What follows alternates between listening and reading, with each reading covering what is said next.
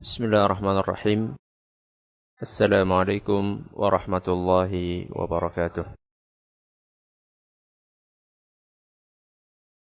Innal hamdalillah nahmaduhu wa nasta'inuhu wa nastaghfiruh wa na'udzu billahi min shururi anfusina wa min sayyiati a'malina.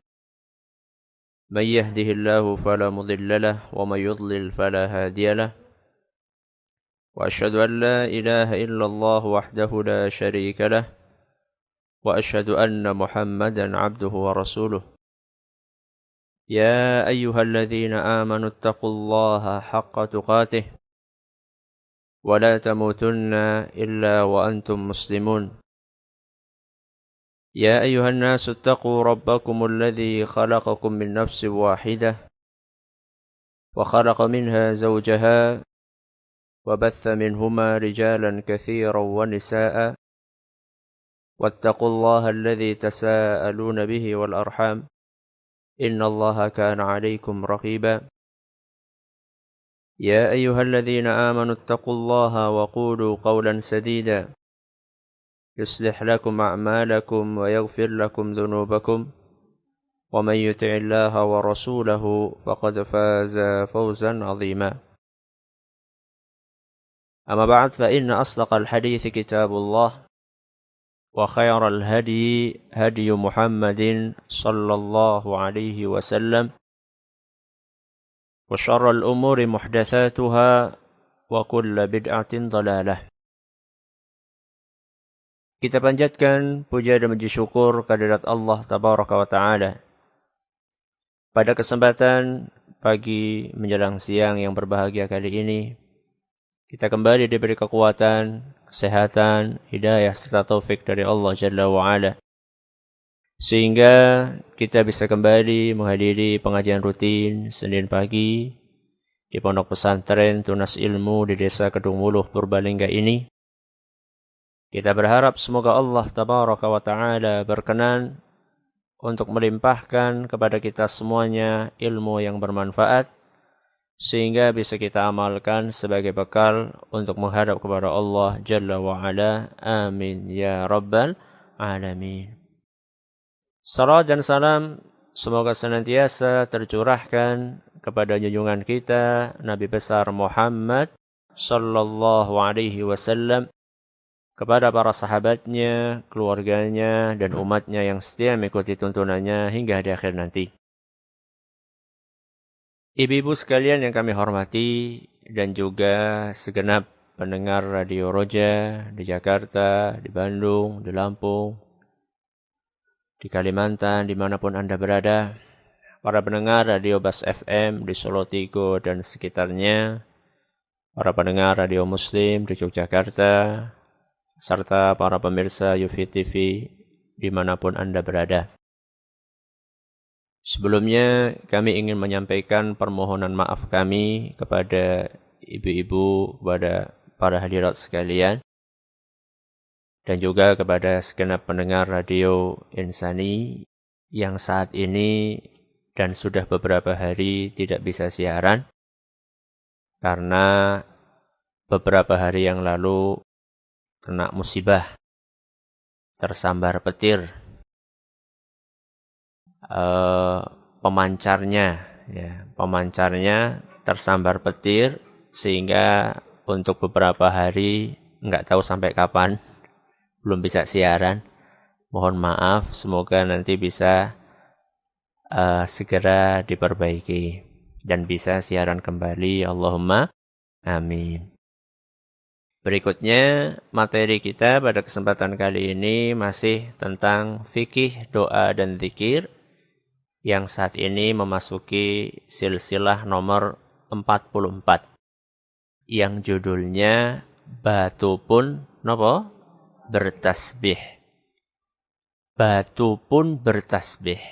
Subhanallah. Kok bisa ya batu bertasbih? Jawabannya bisa. Kenapa bisa, Ustadz? Karena keagungan Allah Subhanahu wa Ta'ala. Karena kekuasaan Allah, karena kemuliaannya, karena keagungannya. Makanya seluruh makhluk akan bertasbih kepada Allah Subhanahu wa ta'ala. Dan itu tidak peduli apakah itu makhluk yang ada di langit ataupun makhluk yang ada di bumi. Bahkan sampai langitnya pun juga bertasbih. Dan buminya pun juga bertasbih. Jadi yang bertasbih bukan hanya manusia yang berada di atas bumi, bukan. Yang bertasbih bukan hanya malaikat yang tinggal di langit, bukan. Tapi yang akan bertasbih juga langitnya ikut bertasbih, serta buminya juga ikut bertasbih. Bukan hanya langit dan buminya, termasuk setiap makhluk yang tinggal di dalam dua tempat tersebut. Kalau di langit yang tinggal di sana adalah siapa? Para malaikat. Kalau di bumi yang tinggal di atasnya adalah para manusia, para jin, para hewan, tumbuh-tumbuhan, termasuk benda-benda mati yang ada di atasnya. Ustadz, apa iya Ustadz? Apakah gunung bisa bertasbih? Apakah pohon bisa bertasbih? Apakah binatang bisa bertasbih? Kita katakan semuanya bisa bertasbih. Walaupun kita tidak mendengar tasbihnya mereka. Kenapa kita berani mengatakan bahwasannya bumi, bulan, matahari, bintang, dan segala apa yang ada di langit serta apa yang di bumi itu bertasbih? Kenapa kita berani mengatakan seperti itu? Karena Allah Subhanahu wa ta'ala mengatakan seperti itu. Jadi kita hanya menyampaikan apa yang disampaikan oleh siapa? Allah Subhanahu wa ta'ala. Silahkan dibaca dalam Al-Quran surat Al-Isra. Ayatnya 44. Di dalam surat Al-Isra ayat 44, Allah Subhanahu wa ta'ala berfirman, Tusabbihu lahus samawatus sab'u wal ardu wa man fihinna. Kata Allah Subhanahu wa ta'ala, 7 lapis langit dan bumi beserta apa yang ada di dalamnya semuanya bertasbih kepada Allah. Jadi kata Allah dalam surat Al-Isra ayat berapa? 44. 7 lapis langit dan bumi serta apa yang ada di dalamnya. Maksudnya yang di dalam apa? Yang di dalam langit dan bumi. Semuanya bertasbih kepada Allah. Jadi di sini Allah Subhanahu wa ta'ala menegaskan dan menjelaskan kepada kita bahwa bumi seluruhnya dan langit seluruhnya beserta apa yang ada di atas keduanya semuanya bertasbih kepada Allah. Lalu ditegaskan kembali oleh Allah, wa im min syai'in illa yusabbihu bihamdihi. Dan tidak ada sesuatu pun melainkan bertasbih dengan memujinya. Jadi setelah Allah Subhanahu wa ta'ala menjelaskan bahwa langit, bumi dan segala apa yang ada di dalamnya bertasbih, kemudian Allah menegaskan lagi bahwa tidak ada sesuatu apapun melainkan dia bertasbih dengan memuji Allah. Loh Ustaz, masa batu yang ada di bawah kaki saya bertasbih? Ibu-ibu yang di luar sekarang duduk di atas kursi, di bawahnya ada apa? Batu. Apakah itu termasuk benda dan makhluk Allah atau bukan? Iya, termasuk makhluk Allah. Kemudian ibu-ibu yang di sampingnya ada pohon, itu makhluk Allah atau bukan? Makhluk Allah. Mungkin yang di luar yang melihat ada ayam, kemudian ada burung, ada daun. Itu semuanya adalah makhluk Allah Subhanahu wa ta'ala. Dan kata ayat ini semuanya bertasbih. Coba ibu ambil batunya, didengarkan bu. Ada suaranya bu? Tidak ada. Percaya nggak bu batu itu bertasbih? Percaya nggak? Kan tidak dengar bu. Kata Allah Subhanahu wa ta'ala, walakin la tafqahuna tasbihahum. Hanya saja kalian tidak faham bagaimana mereka bertasbih. Jadi kita tidak faham, kata Allah Subhanahu wa taala, "Walakin la tafqahuna tasbihahum." Hanya saja kalian itu tidak tahu, tidak faham, tidak mengerti bagaimana cara mereka bertasbih. Kalau manusia bertasbih menggunakan apa? Mulut, menggunakan lisan. Kalau kita bertasbih menggunakan lisan. Nah sekarang batu apa ada mulutnya Ustadz? Kita katakan, yang penting mereka adalah bertasbih. Masalah dengan apa mereka bertasbih. Kemudian bagaimana caranya. Kemudian keluar suaranya atau tidak. Itu kita tidak perlu cari. Karena kita tidak dibebani sama Allah untuk mencari itu. Kita hanya ditugasi oleh Allah untuk percaya. Dalam hal ini, dalam kaitannya dengan hal-hal yang gaib seperti ini, kita hanya diperintahkan oleh Allah Subhanahu wa taala untuk percaya bahwa benda-benda tersebut bertasbih memuji Allah Subhanahu wa taala. Dan itu tasbihnya beneran apa tidak, Ustadz? Iya beneran. Jadi bukan hanya sekedar bohong-bohongan atau juga bukan ilusi sebagaimana yang dikira oleh sebagian kalangan. Wah itu kan cuma tasbih maknawi saja. Gak mungkin batu itu tasbih. Masa kambing tasbih? Tasbihnya kayak apa kambing? Ya gak tahu toh. Ketika dia mengembik, apakah dia itu mengembik kelaparan atau mengembik sedang bertasbih? Kita tidak tahu. Kemudian ketika daun-daun itu bergerak, kemudian menimbulkan suara gesekan antara satu daun dengan daun yang lainnya. Apakah itu hanya sekedar gesekan murni atau mereka sedang bertasbih? Wallahu a'lam. Kita tidak tahu. Yang penting di dalam ayat ini Allah Subhanahu wa taala menyatakan bahwa seluruh apa yang ada di langit dan apa yang ada di bumi, mereka semuanya bertasbih kepada Allah Subhanahu wa taala. Hanya saja kalian tidak mengetahui bagaimana tasbih mereka. Dan ini sudah ditegaskan oleh para ulama kita, di antaranya oleh seorang imam besar dari kalangan madhab Syafi'i, yaitu Imam Al-Azhari rahimahullahu ta'ala, yang beliau wafat pada tahun 370 Hijriah. Di dalam kitab beliau namanya Tahdzibul Lughah, beliau menjelaskan bahwa seluruh makhluk yang ada di muka bumi ini, mereka sujud kepada Allah dengan sebenar-benarnya, seperti mereka bertasbih juga kepada Allah dengan sebenar-benarnya.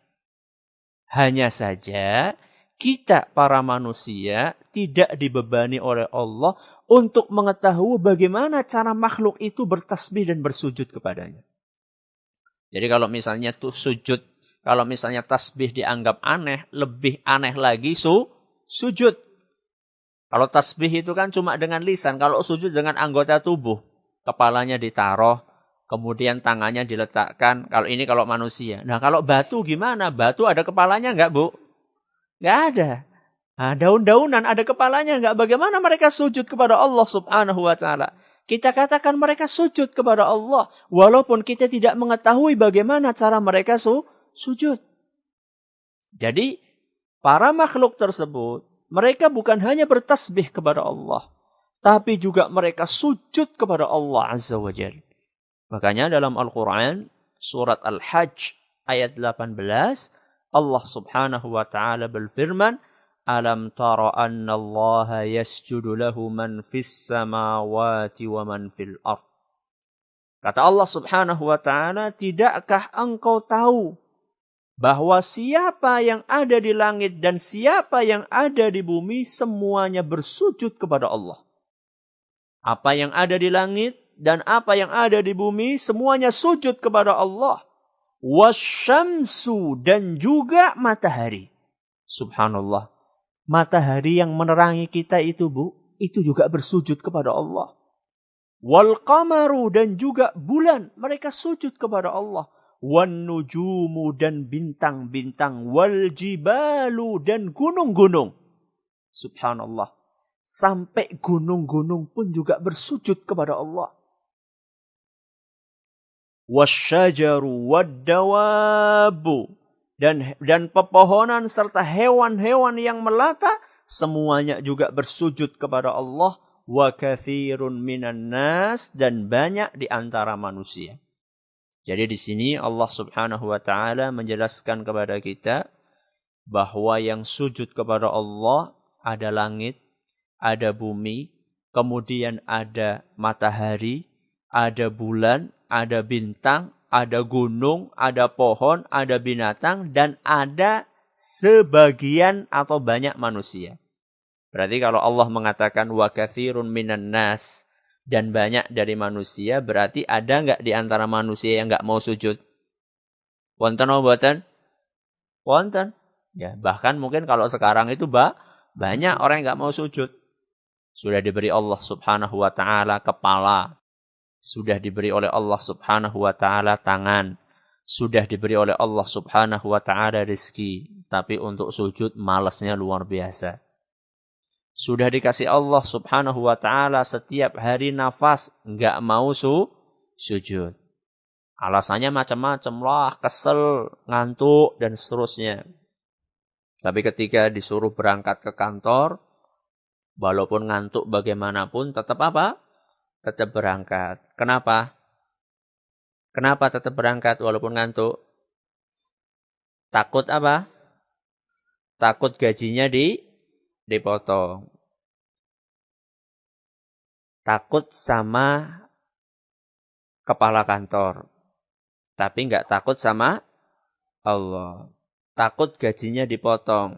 Tapi enggak takut nafasnya dipotong.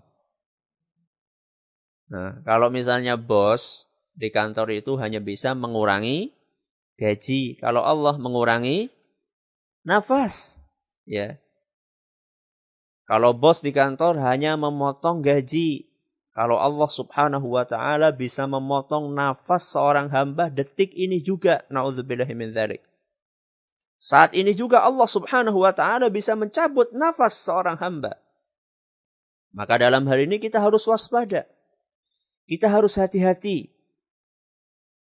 Jadi ayat yang kita baca tadi menjelaskan kepada kita bahwa seluruh apa yang ada di langit dan apa yang ada di bumi, termasuk juga sebagian dari manusia, mereka sujud kepada Allah.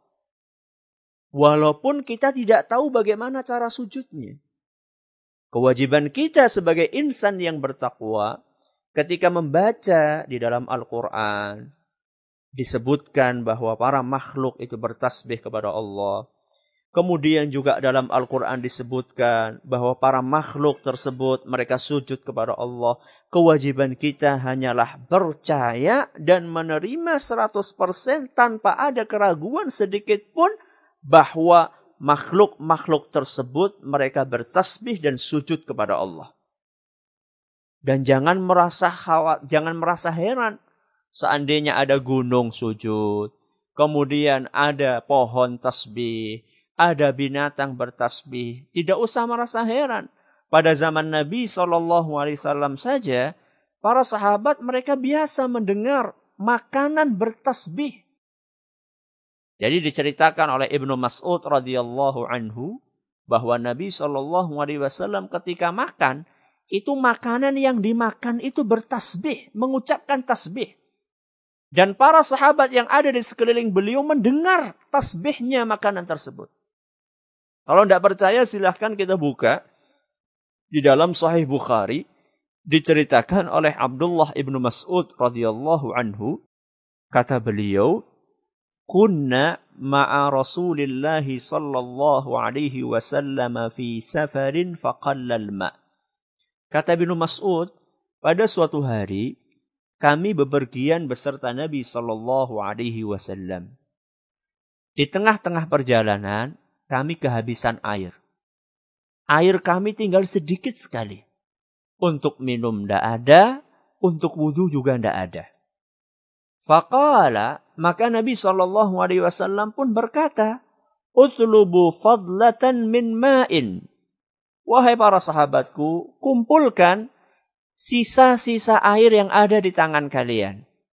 Karena mereka bawa perbekalan air itu sudah hampir habis, tinggal sedikit sisanya. Nabi SAW mengatakan, ayo kumpulkan semuanya. Yang punya air, yang tersisa, entah itu di dalam tempat dia, entah di gelasnya, entah di tekonya, entah di tempat apanya, kumpulkan semuanya. Faja'u bi'ina'in fihi ma'un qalil. Maka para sahabat pun datang membawa sebuah bejana, semacam teko gitu atau yang semisalnya, di dalamnya ada air yang sedikit. Kumpulan dari sisa-sisa air yang ada, yang tersisa di antara para sahabat. Kemudian Nabi SAW memasukkan tangannya ke dalam bejana tersebut. Jadi Nabi SAW ketika sudah menerima teko tadi atau bejana tadi, air yang ada di dalamnya sangat sedikit. Nabi SAW memasukkan tangannya ke bejana tersebut. Kemudian beliau berkata, Hayya 'ala tuhuril mubarak wal barakatu minallah. Kata Nabi SAW, ayo, sini, pada datang ke sini, silahkan bersuci di sini. Silahkan bersuci di dalam air yang penuh berkah ini, sesungguhnya keberkahan itu dari siapa? Dari Allah subhanahu wa ta'ala. Kata Ibnu Mas'ud, فَلَقَدْ رَأَيْتُ الْمَاءَ يَنْبُؤُ مِنْ بَيْنِ أَصَابِعِ رَسُولِ اللَّهِ صَلَّى اللَّهُ عَلَيْهِ وَسَلَّمَ. Sesungguhnya aku telah melihat dengan mata kepalaku, air-air itu memancar dari antara jari-jari Nabi Sallallahu Alaihi Wasallam. Jadi air yang awalnya cuma sedikit, kemudian airnya membludak karena ngalir dari mana, Bu? Dari antara jari-jarinya Nabi Sallallahu Alaihi Wasallam. Jadi Nabi Sallallahu Alaihi Wasallam bisa mengeluarkan apa? Air dari mana? Dari jari-jarinya. Ini namanya mukjizat. Ini namanya mukjizat. Akhirnya para sahabat pun mereka berwudu, ada yang minum, ada yang mandi, ada yang macam-macam. Dan airnya tidak habis. Kemudian kata Ibnu Mas'ud, selain beliau menyaksikan bagaimana air-air itu mengalir dari jari-jarinya Nabi SAW, Ibnu Mas'ud juga bercerita, walaqad kunna nasma'u tasbihat ta'ami wa huwa yu'kal. Dan kami juga mendengar makanan yang dimakan oleh Nabi SAW juga bertasbih. Hadis riwayat Bukhari. Jadi di sini Ibnu Mas'ud radhiyallahu anhu bercerita bahwa beliau pernah mendengar sendiri bagaimana makanan yang dimakan oleh Nabi sallallahu alaihi wasallam bertasbih, dan tasbihnya didengar oleh para sahabat Nabi sallallahu alaihi wasallam. Dan yang mereka dengar bertasbih itu bukan hanya makanan, termasuk kerikil-kerikil yang dipegang oleh Nabi sallallahu alaihi wasallam juga bertasbih. Sebagaimana diceritakan dalam Al-Mu'jamul Awsat karya Al-Imam At-Tabarani, dan juga dalam kitab Dalailun Nubuwah karya Imam Abu Nu'aim, dari Abu Dzar radhiyallahu anhu, kata beliau, inni la syahidun 'inda an-nabiy sallallahu alaihi wasallam fi halqatin wa fi yadihi hasa fasabbahna fi yadihi. Kata Abu Dzar, pada suatu hari kami ngumpul-ngumpul beserta Nabi sallallahu alaihi wasallam. Saat itu kami melihat Nabi SAW memegang beberapa kerikil di tangannya. Ketika kerikil itu ada di tangan Nabi SAW, tiba-tiba kami mendengar kerikil-kerikil tersebut mengucapkan tasbih. Jadi yang bertasbih apanya, Bu? Kerikilnya. Jadi kerikil-kerikil yang ada di tangan Nabi SAW bertasbih. Wa fina Abu Bakrin wa Umar wa Uthman wa Ali. Dan di antara kami, di antara orang-orang yang hadir itu ada Abu Bakar, ada Umar, ada Uthman, ada siapa lagi? Ada Ali ibnu Abi Thalib. Fasami'a tasbihahunna man fil halaqah. Semua yang hadir di situ, semuanya mendengar suara tasbihnya kerikil-kerikil tersebut. Para sahabat kan keheranan. Akhirnya mereka penasaran. Oleh Nabi SAW, kerikil itu yang lagi bertasbih itu diberikan kepada Abu Bakar. Diberikan kepada siapa? Abu Bakar. Fasabbahna ma'a Abi Bakrin sami'a tasbihahunna man fil halaqah. Ketika kerikil itu diserahkan kepada Abu Bakar, ternyata kerikil-kerikil itu setelah sampai ke tangannya Abu Bakar, tetap kerikil itu mengucapkan tasbih. Dan kami semua mendengar tasbihnya kerikil itu ketika berada di tangannya Abu Bakar. Kemudian setelah itu, dari tangannya Abu Bakar, dikembalikan oleh Abu Bakar kepada Nabi SAW. Dan tetap kerikil-kerikil itu masih bertasbih. Thumma dafa'ahunna nabiyyu sallallahu alaihi wasallam ila Umar fasabbahna fi yadihi. Kemudian oleh Nabi sallallahu alaihi wasallam kerikil yang masih bertasbih tadi diserahkan kepada Umar ibn Khattab radhiyallahu anhu. Ketika sampai di tangannya Umar, ternyata kerikil itu juga masih bertasbih kepada Allah Subhanahu wa taala. Dan orang-orang yang ada di situ semuanya mendengar tasbihnya. Thumma dafa'ahunna ila Uthman bin Affan fasabbahna fi yadihi. Kemudian diserahkan oleh Abu Bakar, oleh Umar kepada Uthman, dan tetap masih juga kerikil itu bertasbih. Thumma dafa'ahunna ilaina falam yusabbihna ma ahadin minna. Kemudian setelah itu oleh Utsman diberikan kepada sahabat-sahabat yang lainnya, dan ternyata ketika kerikil itu sudah dipegang oleh yang lainnya tidak lagi terdengar apa? Bertasbih. Jadi ini memberikan gambaran kepada kita bahwasannya para makhluk itu mungkin saja dan sangat mungkin bertasbih. Buktinya pada zaman Nabi SAW, para sahabat mendengar sendiri bagaimana para makhluk-makhluk tersebut bertasbih kepada Allah Subhanahu wa taala. Mereka mendengar sendiri bagaimana kerikil-kerikil itu bertasbih. Bahkan diceritakan oleh Imam Ibnu Katsir rahimahullah bahwasanya Nabi SAW ketika diracuni oleh seorang wanita Yahudi dengan cara dikirimi daging yang dagingnya sudah diracuni. Yang memberitahu Nabi SAW selain wahyu dari Allah, kata Imam Ibnu Katsir, termasuk dagingnya itu ngomong kepada Nabi SAW bahwa aku ini ada racunnya. Sehingga Nabi SAW makan sedikit lalu kemudian tidak dilanjutkan memakan daging itu. Jadi tidak ada yang aneh, ya.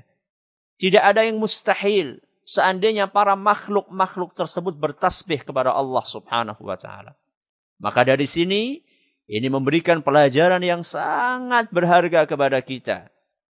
Wahai kaum muslimin, kaum muslimat, para pendengar, para hadirin hadirat dimanapun Anda berada, bahwa para makhluk-makhluk tadi mereka bertasbih karena diperintahkan oleh siapa? Oleh Allah Subhanahu wa taala. Seandainya batu yang sedemikian kerasnya, batu yang tidak punya akal. Batu punya akal enggak? Enggak punya. Batu yang tidak punya hati. Batu punya hati enggak? Enggak punya. Seandainya batu yang tidak punya akal, batu yang tidak punya hati saja bersujud kepada Allah, saja bertasbih kepada Allah, saja merasa takut kepada Allah, bagaimana halnya dengan manusia yang tidak mau sujud? Berarti lebih atos daripada apa, Bu? Watu. Ya. Manusia itu punya akal tidak? Punya. Manusia punya hati enggak? Punya. Masa kalah sama batu? Na'udzubillah min dzalik.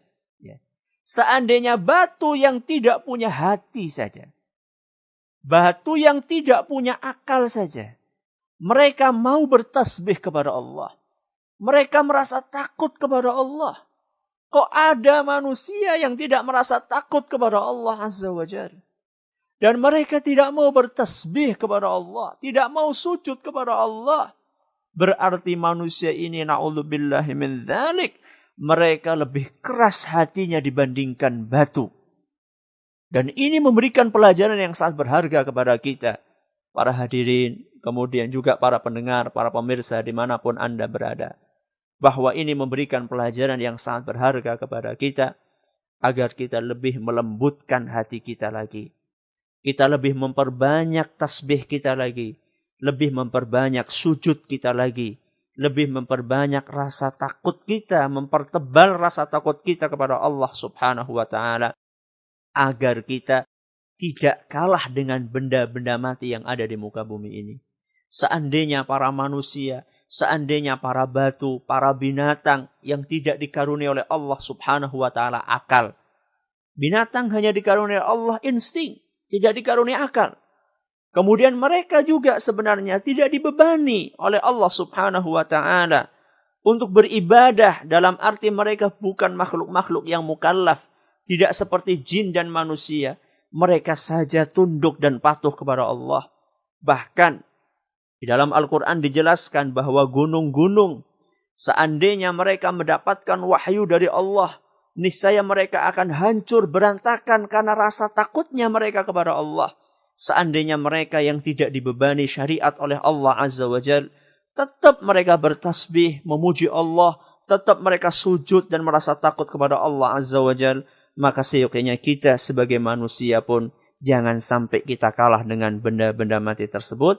Maka mari kita bertasbih, mengucapkan banyak-banyak subhanallah wa bihamdih, banyak-banyak kita sujud kepada Allah di dalam solat-solat kita, dan semoga Allah subhanahu wa ta'ala memberkahi dan memberikan hidayah kepada kita semua, sehingga kita bisa senantiasa mengucapkan tasbih dan berzikir kepadanya.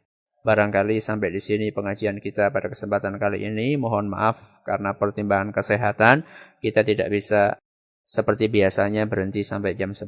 Semoga Allah subhanahu wa ta'ala senantiasa mengaruniakan taufik dan hidayahnya kepada kita semuanya. Wallahu ta'ala a'la wa a'lam. Subhanakallahumma wa bihamdika. Asyhadu an la ilaha illa anta. Astaghfiruka wa atubu ilaik. Assalamualaikum warahmatullahi wabarakatuh.